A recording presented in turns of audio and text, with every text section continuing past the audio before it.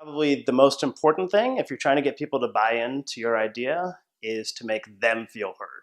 Right? It's one thing to be able to articulate your vision, and that's great. But if people don't feel like they're actually getting through when they tell you their concerns or their ideas, you will never get them to buy in.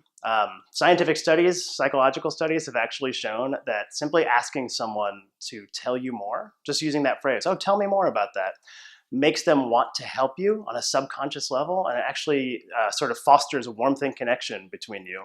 So just by saying that, you're already getting someone on your side. And if you really mean it, then you also will actually be hearing them, and you're going to get a ton of great input into your project that you wouldn't otherwise. So I'd say the most important thing is to make everyone around you feel heard. Flip side of that is make sure that they're hearing you, right? When you do articulate your vision, if you're trying to get someone on board with your ideas, remember that some people might be swayed by data and they're not going to listen to you until they see numbers behind it, right? Other people, for them, maybe user research is the thing, or for someone else, maybe an emotional appeal is going to be the way to get through. So try to be cognizant of who you're talking to and how they need to hear your message. It's not one size fits all. And knowing your audience helps also because it helps you know that not all stakeholders are created equal, and maybe it's okay that not everyone's on board, right, with your idea. As long as you're giving them a seat at the table and making them feel heard, then you can typically get someone who's never going to get on board with you. You can at least assuage their fears, let them feel like they've had a voice in things so that they're not going to try to actively sink your project, even if you don't end up agreeing. If you're about to engage a vendor, I'd say the biggest thing that you can do is make sure that everyone is at least on the same page about what you're trying to achieve from a project, right? Get those goals down.